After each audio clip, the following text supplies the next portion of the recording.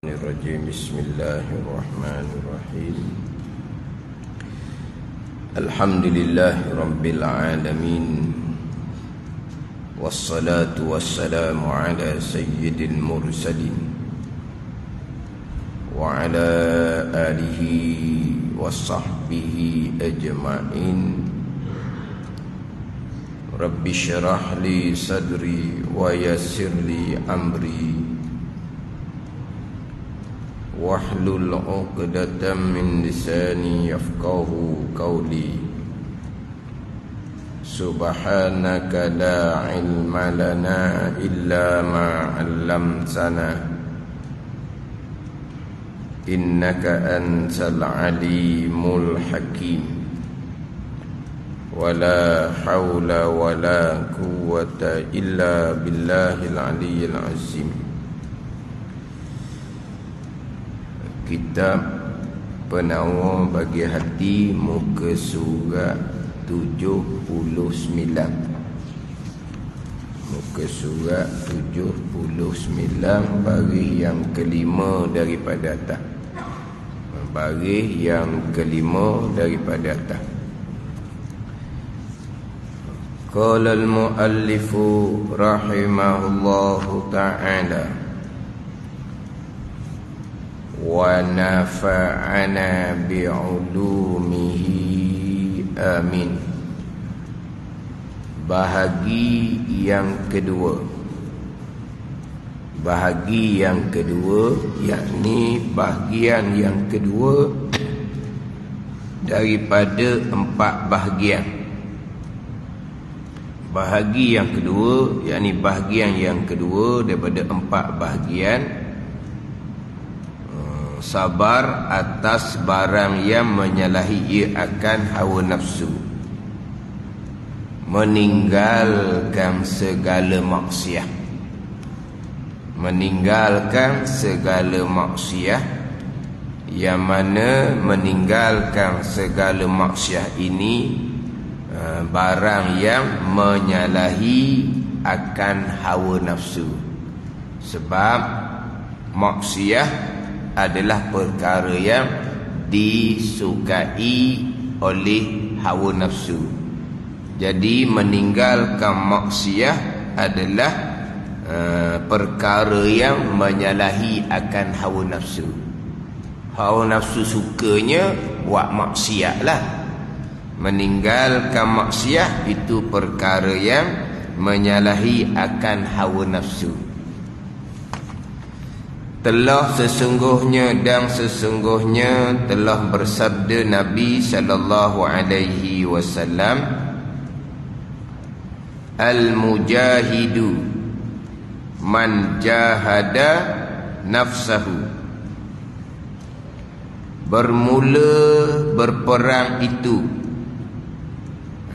mereka yang memerangi ia mereka akan nafsunya. Dan sabar daripada maksiat itu, sabar daripada meninggalkan segala maksiat itu lebih sukar, lebih payah, dan lebih sukar, lebih payah daripada sabar atas mengerjakan taat. Istimewa lebih lagi maksiat yang sudah diadatkan, maksiat hak sudah jadi kebiasaan. Maksiat yang sudah diadatkan, yang sudah jadi hak sama-sama. Contohnya maksiat mengumpat. Jadi mengumpat ni adah dah sama-sama. Kalau bercakap sahaja, lama sikit bercakap, masuk dah lah tajuk mengumpat. Jadi adah. Jadi sabar atas meninggalkan maksiat, lebih lagi maksiat sudah diadahkan, lebih sukar daripada sabar atas mengerjakan ketaatan. Sabar atas mengerjakan ketaatan itu bahagian yang pertama. Jadi yang mana sabar ini berhajah kepada sabar melengkapi ia akan segala masa. Sabar ni sepanjang masa sabar ni. Bukan kata sabar ni ketika-ketika tidak. Kerana perkara yang menimpa akan manusia tak lepas daripada dua macam, dua bagai. Dalam kehidupan manusia tak lari daripada ditimpa dengan dua perkara ni. Tak lari dua perkara. Yang mana kedua-dua perkara, kedua-dua macam, kedua-dua bagai yang menimpa atas manusia ini, kedua-dua ni berhajah kepada sabar. Jadi dalam kehidupan kita tak lari dua perkara, maka sabar pun sepanjang masa. Sebab kehidupan kita sepanjang masa tak lepas daripada dua perkara, dua bagai, dua perkara. Jadi dalam kehidupan kita dua perkara ni, maka berhajah kepada sabar melengkapi ia akan segala masa. Mana dahulu perkara yang pertama, barang yang bersetuju dengan keinginan nafsu kita. Barang yang bersetuju dengan keinginan nafsu kita. Mana contohnya, kita sihat badan, kita dalam keadaan selamat, dapat kekayaan, kesenangan, dapat kemegahan. Sebaliknya diuji dengan sakit, itu dia akan bicara kepada bahagian yang ketiga, keempat nanti. Ini masih saya sebut tadi ni hak bagai yang pertama. Hak bagai yang kedua, barang yang menyalahi akal nafsu, pergi kepada empat bahagian. Jadi hak berkaitan dengan sakit contohnya, dia akan pergi kepada sabar bahagian yang keempat. Bahagian yang keempat. Jadi sekarang ni sihat badan itu barang yang bersetuju dengan keinginan nafsu, selari. Jadi kita dalam kehidupan kita ni sehat, tak sehat, sakit.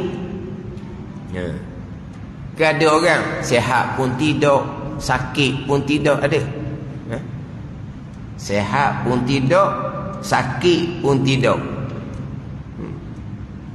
Kaya pun tidak, miskin pun tidak. Ada dah. Kaya pun dah, miskin pun dah. Kita apa itu? Hak M40 ke apa pun? Lah. M40. Hak pertengahan. M40 pertengahan. Hak bawah ke apa dia?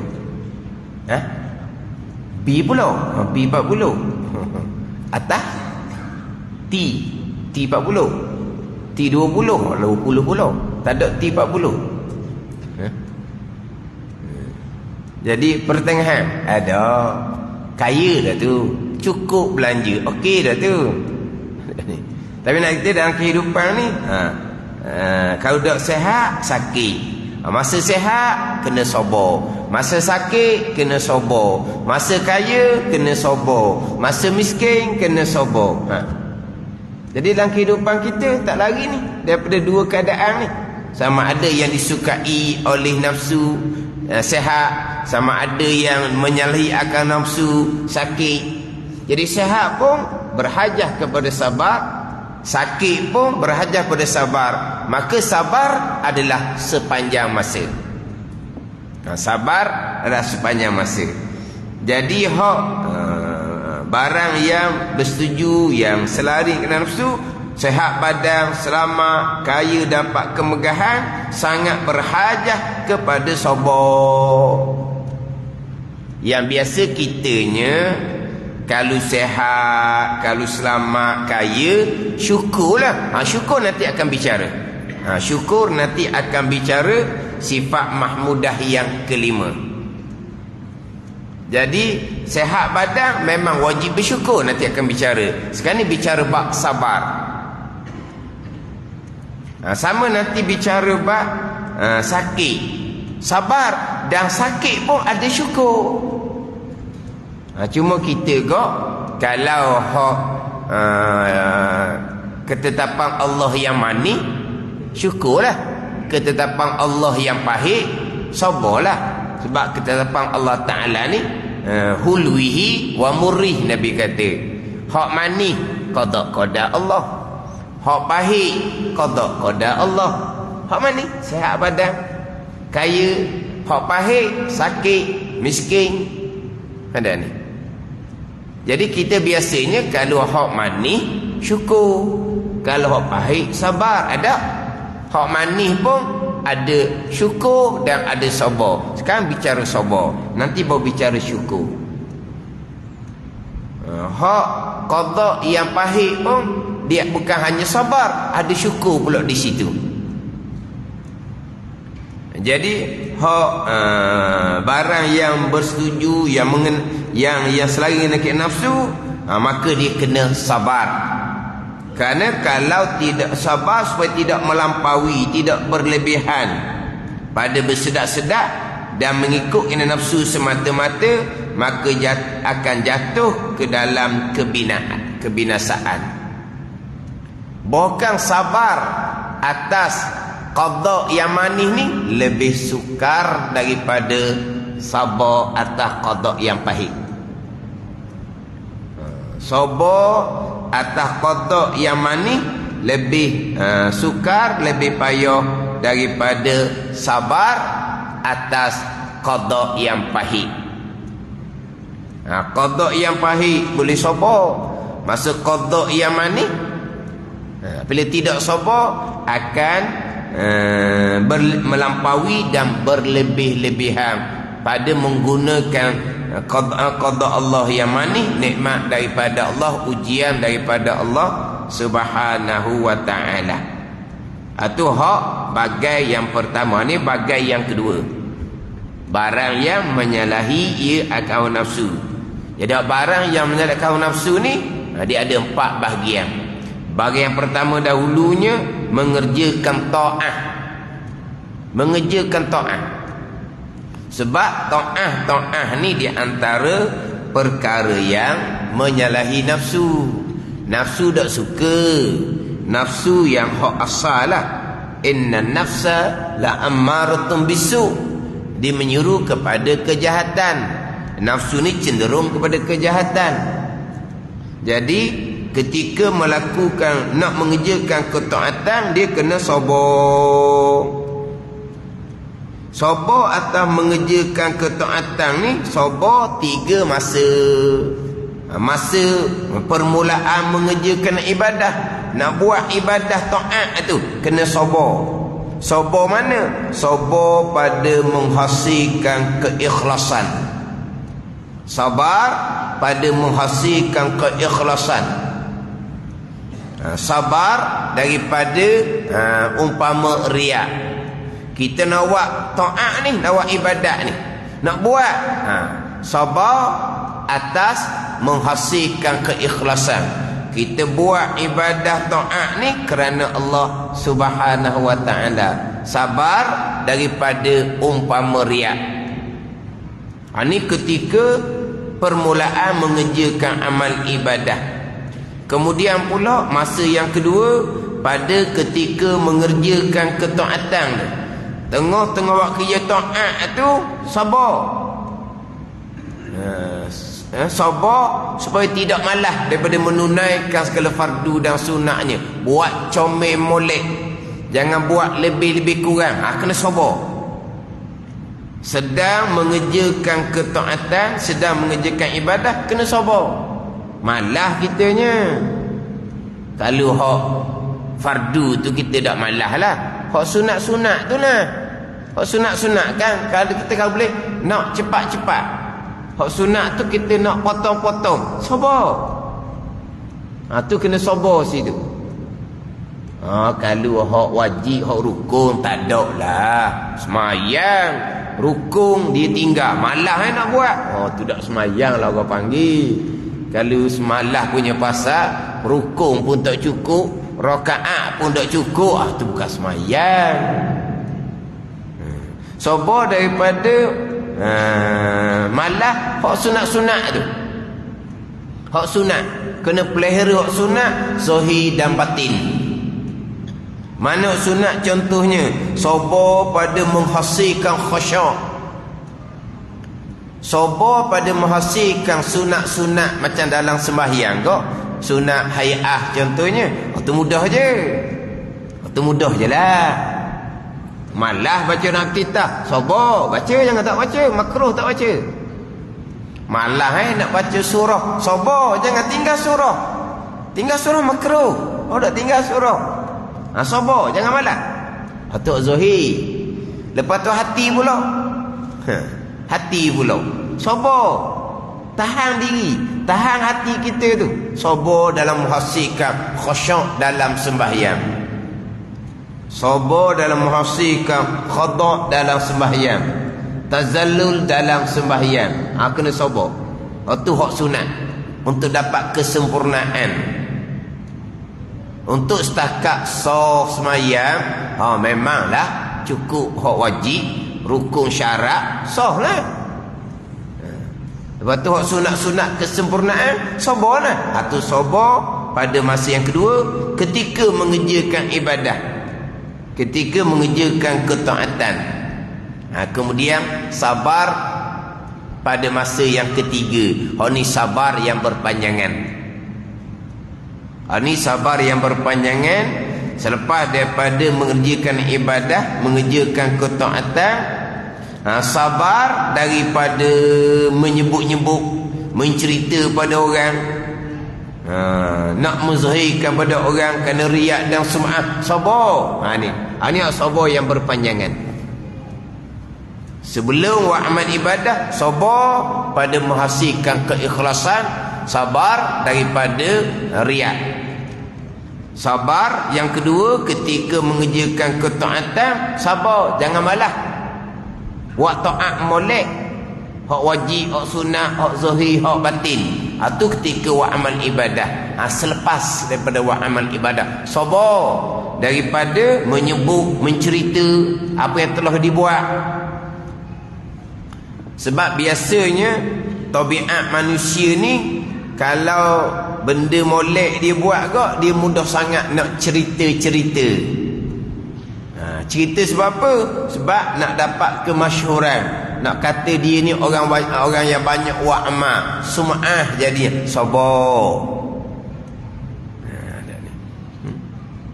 Ni kadang-kadang ni tak ada pasal-pasal cerita amal dia. Tak payah cerita apa? Amal. Sebab apa tu? Sebab nak suruh orang kata dia rajin buat amal. Sabar, tahan diri. Nak cerita ni, panggil apa? Gatal mulut, gatal lidah. Gatal mulut ke gatal lidah orang panggil? Nak cerita ni, orang tak tahu ni, Apa? Gatal mulut. Nak cerita. Ni perangai manusia. Perangai manusia. Tengok budak-budak perangai dia macam mana. Panggil apa? Suka cerita. Nak apa? Nak sehu. Dia cerita lah. Ni kalau budak-budak ni cerita-cerita benda-benda dunia lah.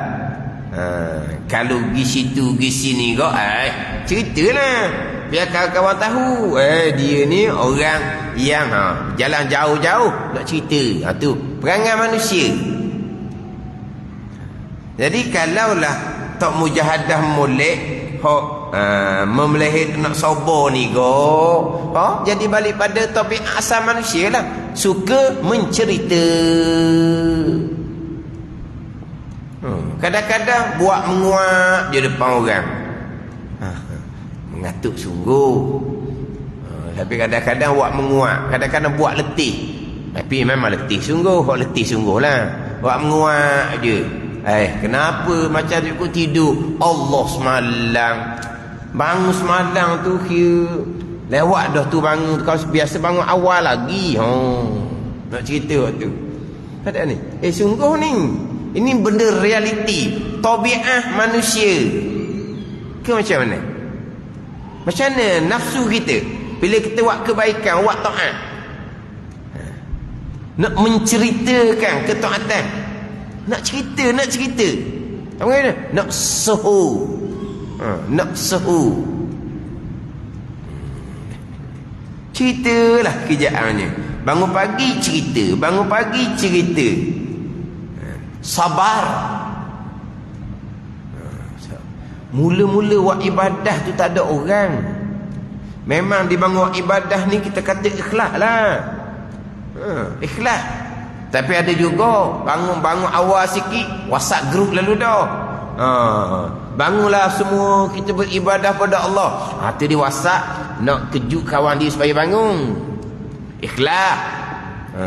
Ini hati kita masing-masing dengan Allah. Tapi ada bangun je WhatsApp. Bangun pagi buat ibadah. Sebab apa? Nak dorong orang lain. Maknanya bangun buat ibadah malam-malam ni ikhlas lah. Sebab tak ada orang tengok. Ikhlas. Dalam buat ibadah pula memang buat comel-comel. Orang tak ada. Tapi dia buat comel. Ni sabar tu. Dia bangun, dia buat ibadah, dia betul-betul ikhlas. Tak ada riak. Sabar dia untuk menghasilkan ikhlas. Buat ibadat orang tak ada, tapi dia buat comel-comel sungguh. Sabar dalam menyempurnakan ibadah dianya. Siap dah. Selesai dah. Ni. Sabar molek sabar. Setakat kata je. Serah kepada Allah Subhanahu wa ta'ala. Catatan siap dah. Tunggu bentang di mahsyar, tunggu balasan baik daripada Allah Subhanahu wa ta'ala. Cerita pada orang tak ada keperluan. Sabar. Kadang-kadang mula-mula boleh sabar, lama-lama nak cerita juga. Tu kata gatal mulut. Gatal mulut nak cerita. Saya lama dah ni, sebulan lebih dah ni boleh qiyamul lail. Mula-mula tak cerita langsung, lama-lama nak cerita juga. Ni kata sabar panjang ni sabar ni panjang ni. Contohnya nak infak. Diinfak tak ada orang tahu. Sebab apa tu? Diinfak kan nak menghasilkan keikhlasan. Tak ada orang tahu. Ada ni. Diinfak pula dia beri benda-benda yang bernilai. Ada ni. Benda yang disayang. Okey, diinfak comel dah. Selesai dah. Sabar. Jadi cerita pada orang. Ada ni. Ada orang yang tahu infak dia lepas dia mati. Ada ni. Tak ada orang tahu. Dia sabar tu. Diinfak mula-mula memang ikhlas. Tak ada orang tahu. Ada ni. Diinfak selesai dah. Tak ada orang tahu. Dia tak cerita. Cerita tu timbul bila tu? Lepas dia mati. Timbul nama baik. Tak apa. Timbul nama baik lepas dia mati. Pada ni Allah nak memuliakan dia. Allah nak muliakan atas dunia. Nama jadi disebut sebagai orang yang pemurah. Allah nak memuliakan. Memang ada yang seumpama tu. Infak derma diketahui lepas dia mati. Di infak permulaan memang dia sabar pada menghasilkan keikhlasan. Selesai diinfak, disabar daripada nak menyebut, nak menzahirkan, nak menceritakan. Tak ada. Sabar tu panjang.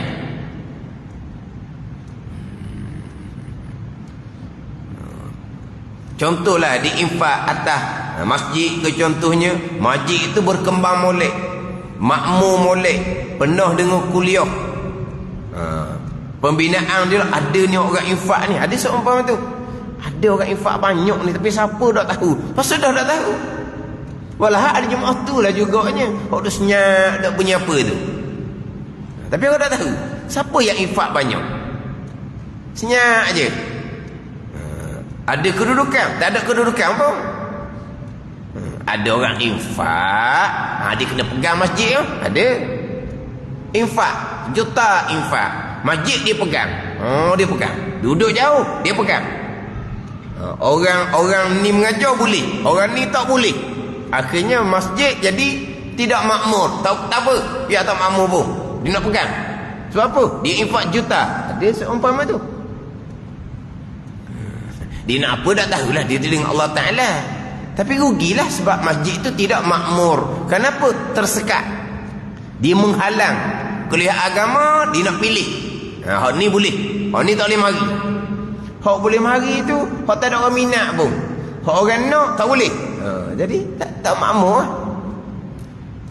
Mana orang ada pun Allah kalau lebih surah pula daripada masjid.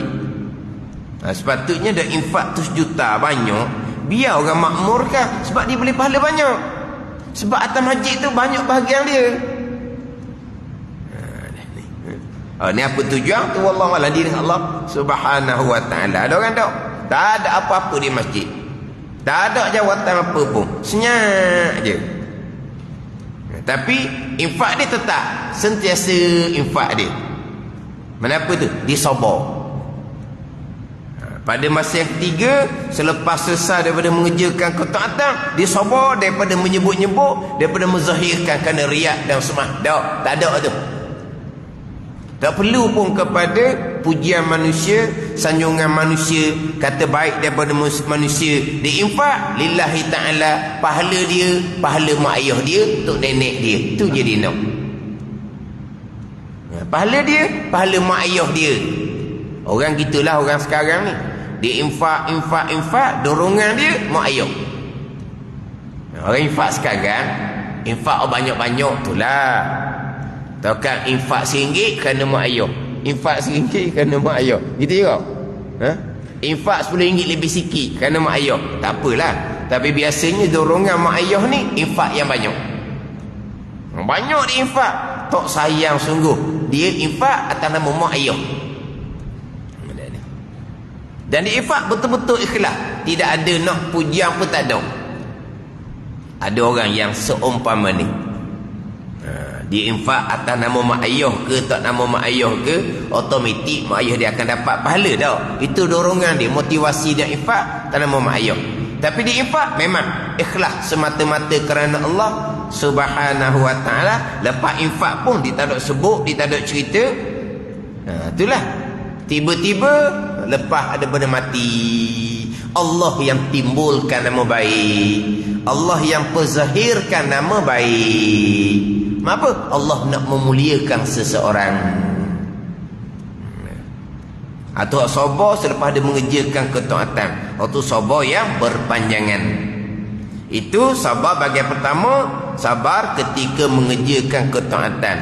Bahagi yang kedua, meninggalkan segala maksiat. Sabar daripada meninggalkan segala maksiat. Maksiat zahir, maksiat batin. Sabar.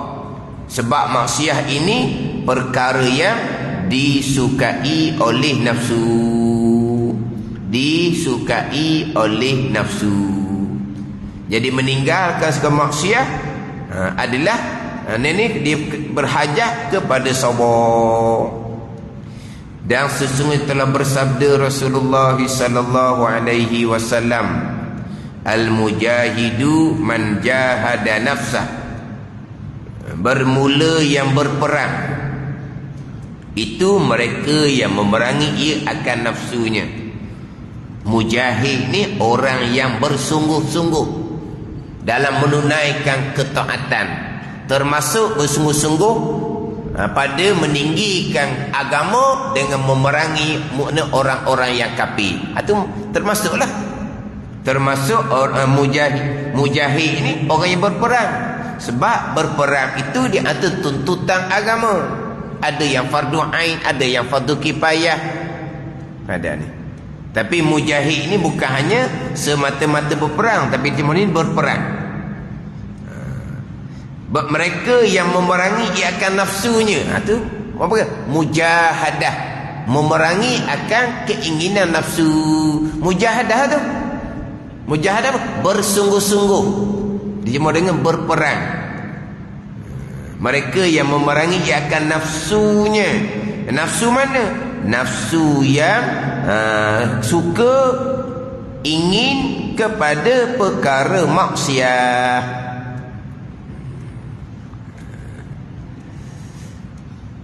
Dan sabar daripada maksiat itu lebih sukar, lebih payah daripada sabar atas mengerjakan taat.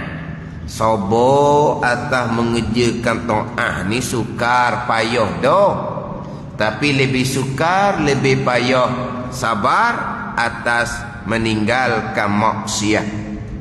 Di bawah tu sabar atas mengerjakan ketaatan 300 darajat. Sabar atas meninggalkan maksiat 600 darajat. Tiada cerita di bawah. Sebab apa? Sabar atas meninggalkan maksiat 600 darajat. Sebab lebih sukar, lebih payah daripada sabar atas mengerjakan ketaatan 300 darajat. Sabar atas mengerjakan ketaatan tu pun payah dah. Tapi sabar atas meninggalkan maksiat lagi payah. Terkadang dapat sabar yang sunat, tak dapat sabar yang wajib. Contoh mudahnya, sabar ketika membaca Al-Quran. Membaca Al-Quran hukumnya sunat. Sabar ketika membaca Al-Quran, sabar yang sunat. Tak tahan sabar, sikit je lah.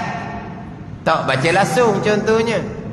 Tak sabar tu. Tapi sabar tu sabar yang sunat. Tapi dia boleh sabar. Dia boleh sabar. Mata mengantuk, tak mengantuk pun dia boleh sabar. Dia boleh istiqamah membaca Al-Quran. Dia boleh sabar sunat je. Dia boleh. Sabar yang wajib, sabar atas meninggalkan maksiat, sabar daripada mengumpat, tak boleh sabar. Sabar membaca Al-Quran, sabar yang sunat boleh. Sabar daripada mengumpat, itu sabar yang wajib, tak boleh sabar. Selagi tak cerita, apa? Terpendam. Lepas cerita, bau puas hati, dia kata. Puas hati. Mengumpat, puas hati. Ada ni. Sabar ketika membaca Al-Quran, sabar yang sunat je, bukan sabar yang wajib. Tapi boleh sabar sunat. Sabar daripada meninggalkan mengumpat, sabar yang wajib. Tak boleh nak tahan sabar. Hak wajib tak boleh nak sabar pula. Ni. Pada ni. Tu kata, walaupun sabar ni wajib sekalipun, sabar atas meninggalkan maksiat lebih sukar. Kita sabar yang wajib, sembahyang fardu, boleh sabar. Mengantuk macam mana pun, sembahyang tak tinggal. Tu sabar yang wajib. Tapi bukan sabar yang wajib. Sabar yang sunat pun boleh. Tapi sabar yang wajib pada meninggalkan maksiat tak boleh. Itu lebih sukar, lebih payah.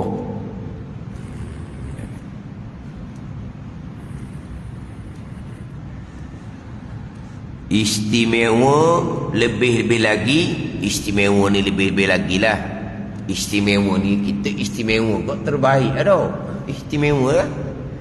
Ni orang istimewa ni. Istimewa kat mana orang lebih baik dah ni. Istimewa ni lebih-lebih lagi maksiat yang sudah diadakan.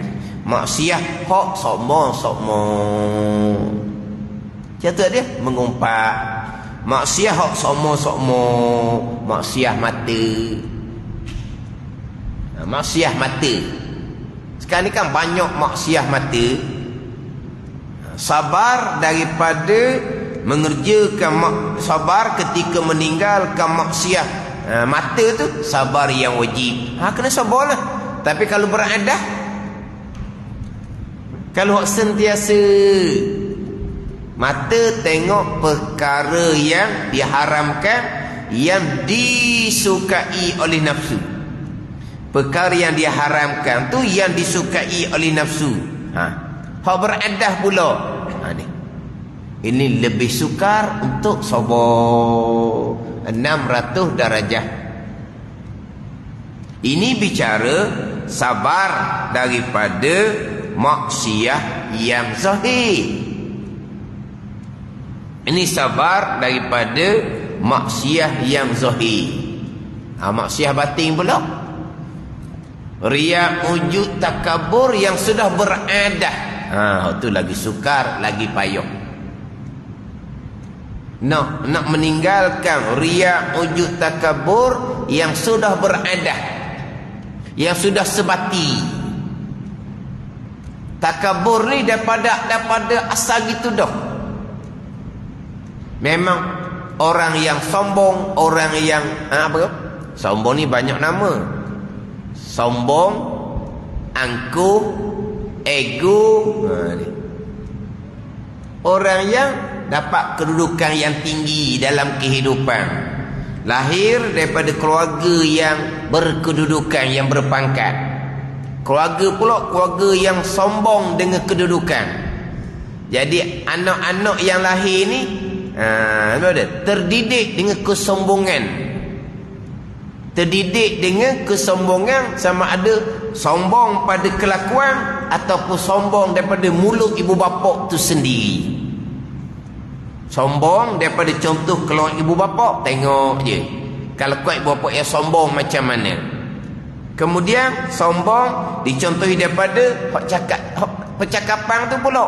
Orang sombong cakap macam mana, mak ayah yang sombong cakap macam mana.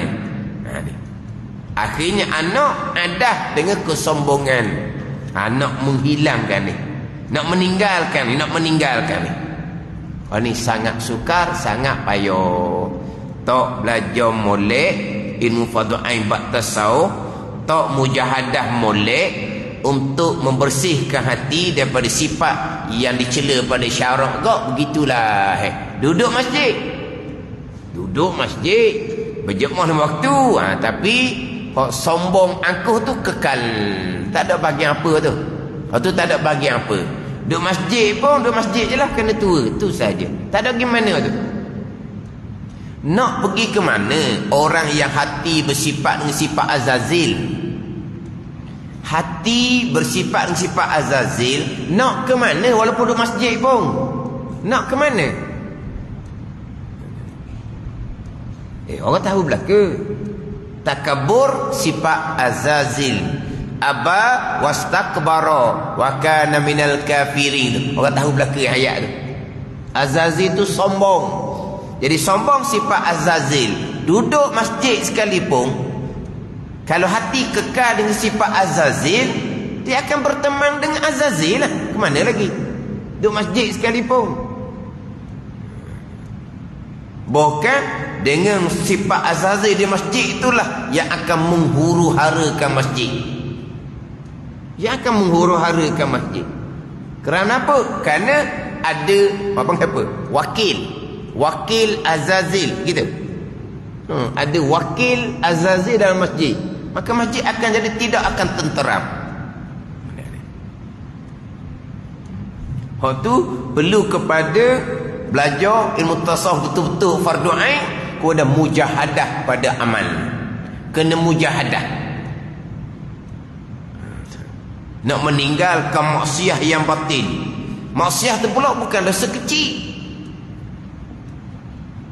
Maksiat ni ada dosa besar. Maksiat ni ada dosa kecil. Maksiat ni ada dosa besar. Tapi maksiat riya, ujub, takabur itu maksiat yang dosa besar. Fasik orang ni, tak ada nilai pada agama. Orang yang fasik, orang tak ada nilai pada agama. Orang berjudi fasik, orang minum arak fasik, orang berzina fasik, orang yang meninggalkan semayang fasik, orang yang riya, ujub, takabur sepanjang masa, tu bapak fasik lah. Wakil azazil dipanggil. Itu nak ke mana pada hari akhirat? Barzahnya macam mana orang yang sombong seumpama ni? Sombong, maksiat, batin yang sudah diadahkan, yang sudah jadi apa? Apa? Somo-somo, panggil apa? Labuk. Mesti dengar tak labuk? Kita kan dah sebut labuk dah. Dah sebut. Hak labuk dah. Apa labuk? Hak somo-somo dah. Tu. Hak adah. Tu kena sabar memerangi akan nafsu sendiri. Tu betul-betul kena turun bawah sungguhlah. Ada ni. Hati tu kena rendah sungguh. Kena turun bawah sungguh. Lama kening duk telenggok ke atas. Duk telenggok ke atas, turun bawah molek. Ada ni. Turun bawah molek. Belajar fardu ain molek. Lepas tu macam mana nak mujahadah untuk meninggalkan maksiat sifat hati takabur ni. Macam-macam amalan lah untuk merendahkan diri kita. Selama ni duduk kan? Duduk hak meninggi tu lah. Hak meninggi, nak merendahkan diri. Istimewa maksiat yang sudah diadahkan. Kerana kenapa sukar? Sabar daripada maksiat ni, sabar daripada meninggalkan maksiat lebih sukar daripada sabar atau menjalankan taat, kerana bertolong. Ni dah. Kenapa istimewa maksiat sudah diadahkan? Ilah dia. Kenapa kau maksiat yang sudah diadahkan lebih lagi lah sukar nak sabarnya daripada sabar atau menjalankan taat? Kerana bertolong-tolong padanya pada maksiat yang sudah diadahkan, bertolong-tolong tentera hawa nafsu dan tentera adah. Hawa nafsu dah. Hak adah, hak somo-somo, hak sebati dah. Ni lagi sukar, lagi payah sabar atas meninggalkan maksiat. Maka jika berhimpun kepada keduanya,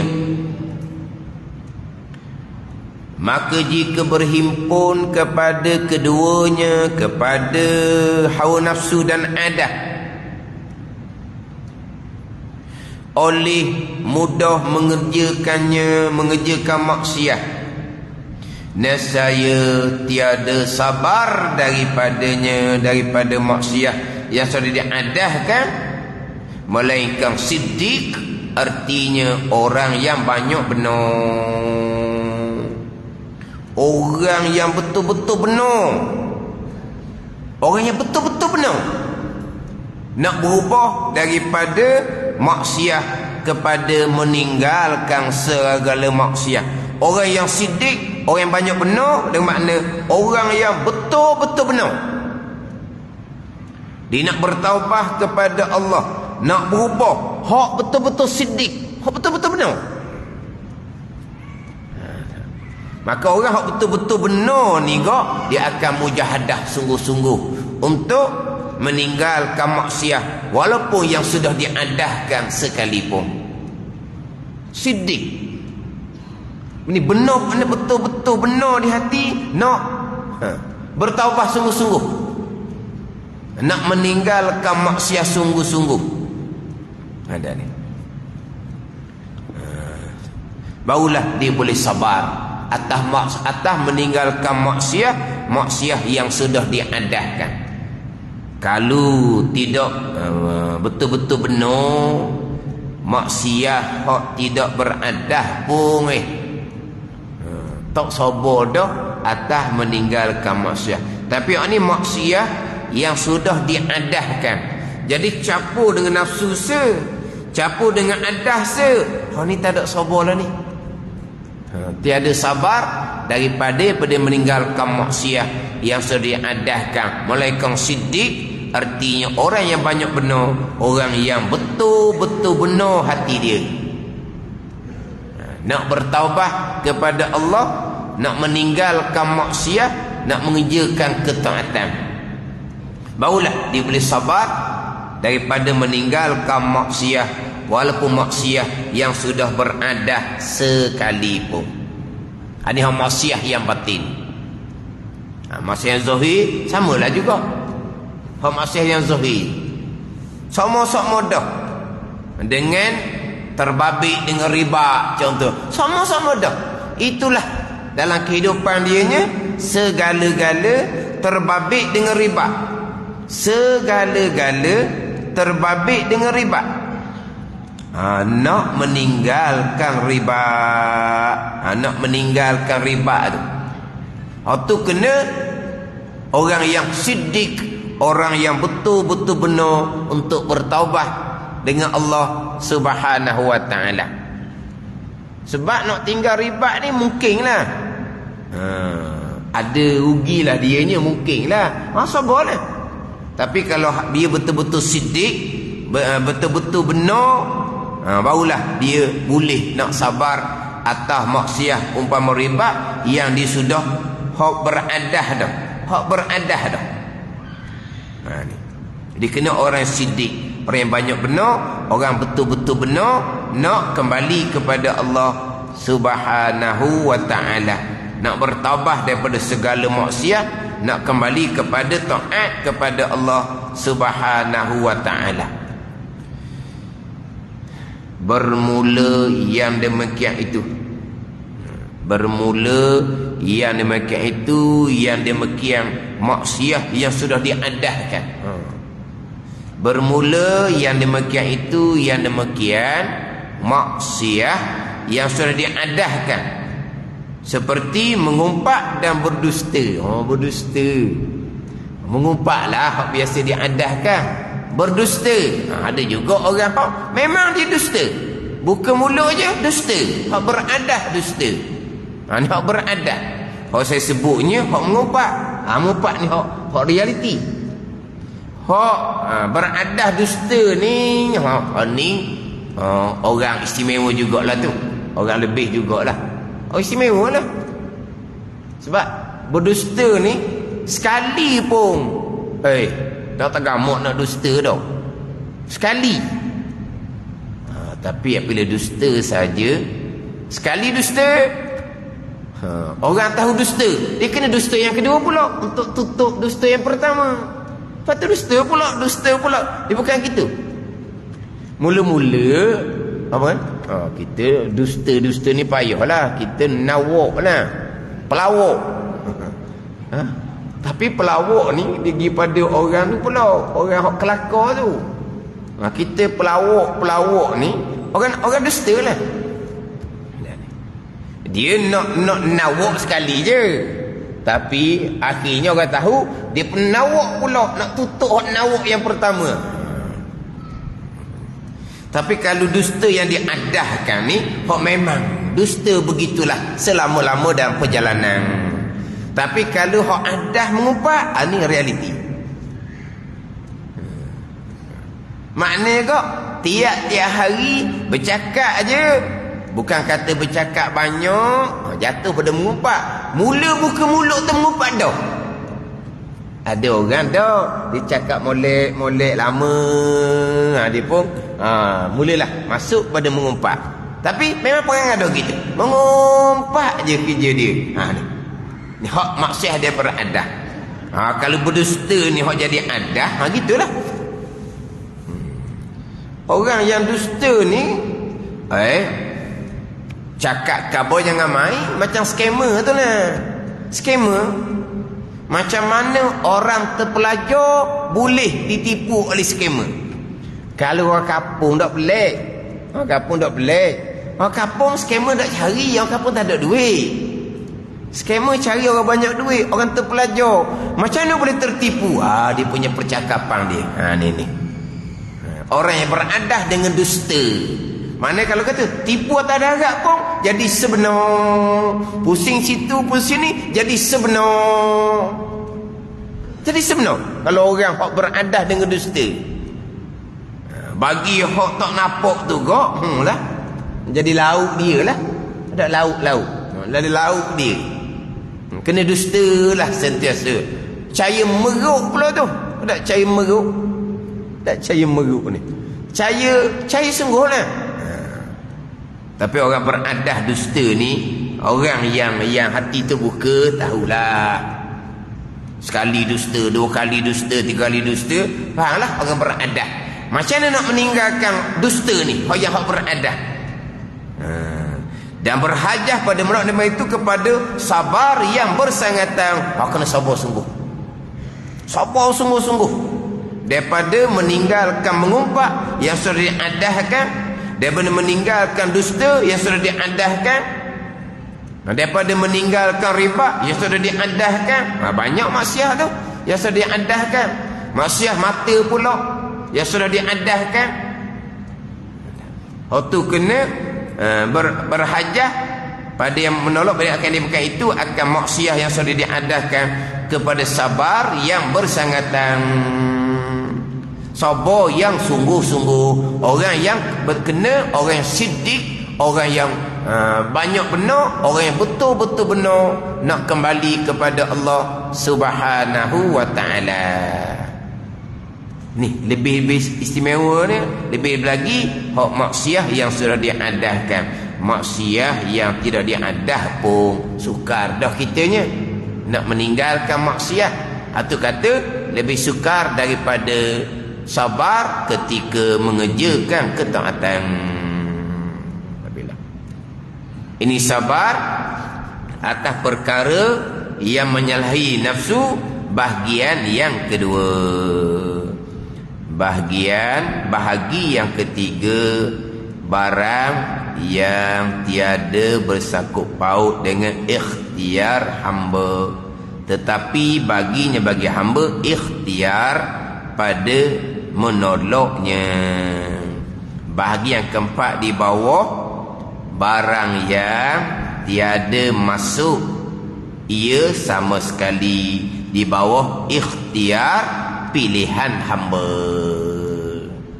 Ini bahagi yang ketiga dan bahagi yang keempat. Wallahu a'lam. Kemudian dalam FB tu, saya ada masuk ni derma untuk Masjid Darul Islam di kampung bandar di Fatani. Jadi kita daripada Malaysia sebelum sampai Fatani 5 km. Mana 5 km sebelum sampai ke Fatani. Dia panggil kampung bandar. Dia kalau hak Masjid Syekh Daud sebelum tu, kalau kita mari daripada Narati ada Malaysia, dia tahu Narati Wak sebelah kiri Masjid Syekh Daud dahulu. Pergi ke depan berapa kilo gitulah. Belah kanan ada Masjid Bandar orang panggil. Masjid tu ratus-ratus tahun dah. Lepas Masjid Bandar ke depan sikit barulah Masjid Kerisik belah kanan. Di sebelum tu lagi lah 5 km sebelum sampai ke Bandar Fatani. Jadi Masjid Bandar tu imam dia sekarang adalah Baba Dr. Kamil. Baba Dr. Kamil adalah ICU Jamiah Ulama Fatani. ICU pembinaan Masjid Syekh Daud. Dia ICU yang mana kutipan derma untuk Masjid Syekh Daud saya hantar ke Fatani melalui Baba Dr. Kamil lah.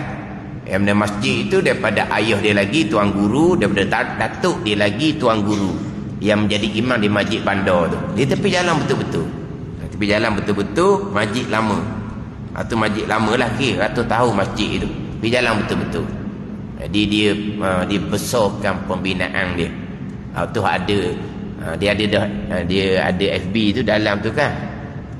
Cakap tu pun Dr. Kamil yang cakap tu cerita berkaitan dengan pembinaan Masjid Darul Islam. Nama masjid dia tak gitu, saya tak silap. Pembinaan dia lebih kurang dalam 1 juta lebih lah duit Malaysia.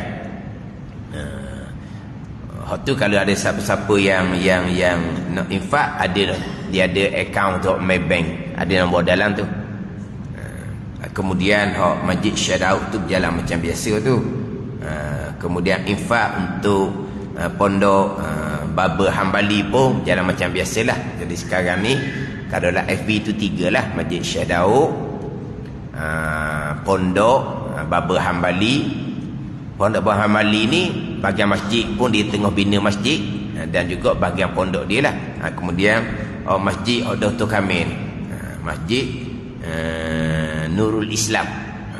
Dekatlah betul. Mana belah kiri Masjid Syekh Daud, pergi beberapa kilo ke hadapan belah kanan Masjid Nurul Islam ni, ke depan sikit lagi belah kanan Masjid Gresik.